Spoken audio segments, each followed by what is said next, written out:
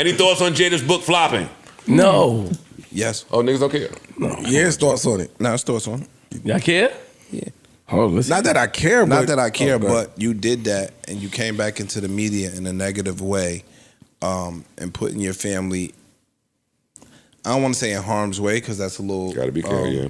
But you brought some more negative attention to your family for a potential profit, and now if that profit doesn't come through and manifest itself, then what did you really do it for? She's gonna lean back on Will.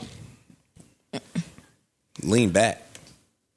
Lean on him. I'm glad the book flopped. Why?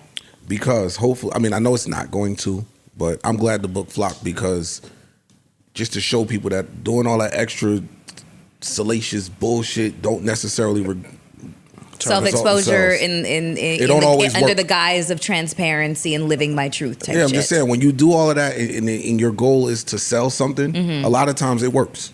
So it makes more people want to do it. True. So I like to see when you go through all this extra shit and it don't work.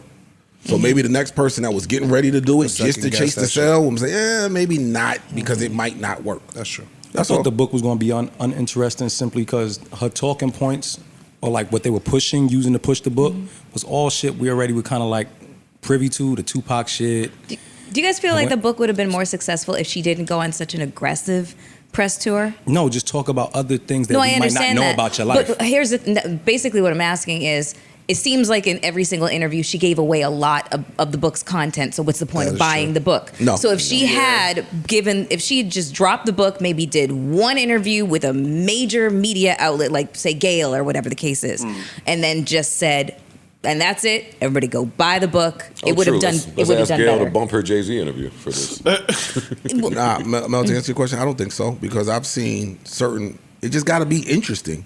Like, this shit wasn't interesting. Or you gotta have a fan base. Like, I don't know. I don't want to insult her, but I don't know if her fan base was that big enough to really give a fuck.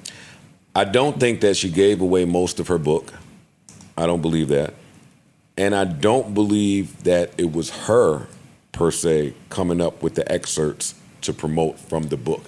I think she sent out an advanced copy of her book, and the publications went to what they thought was the juiciest for their own good, and it worked for their shit. Like, they ran the numbers up.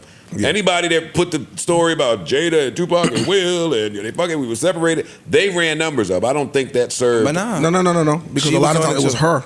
She was in an interview. Yes. She just did a last interview I just saw the other day where she said that she and Will Smith were technically separated for 7 years until he smacked Chris Rock.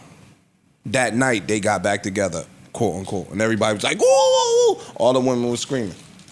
I'm not mad at that. So, but again, the excerpts that you're talking about, she's giving the world. It ain't necessarily the news mediums that's pulling this salacious shit from the pre-read copy. She's giving them the details. No, and not just that, bro. We've seen instances where the trailer showed damn near the whole movie. If it's still interesting, people are gonna go see the movie regardless.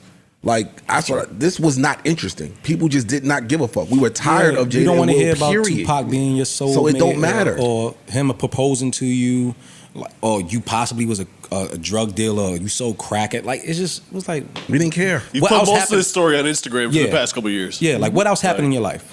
We watch you on Red Table Talk. You and your mom and your daughter talk. Y'all all done y'all conversations about your past, and like, what else is there for us to know at this point?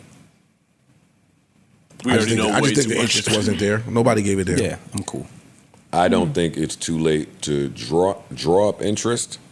I don't think it's too late for them to go back to the drawing board and find a new route, nor do I think it's too late for the book to actually sell, right? That's like true. It might have had a bad first week or didn't live up to expectations, but it's still Jada Pinkett-Smith. Don't they say books do that, right? I'm gonna read the book. Books? And give me like a week or two. I'll come back in here with a full assessment on the book. Would you have time? Oh, like y'all did for Savior Complex. I watched it. I don't have any beef. All I'm saying is we waited for us to go watch something and get well-versed on something, and we never brought it up. This podcast does not do good with it. We'll be back in 3 weeks. We watched it. They watched it. I told you. I tried to watch it. I came right here and told y'all, hey, I tried to watch it. Y'all can have that discussion. I can't do it. That shit was boring to me, and I checked out quick. New Joe Budden.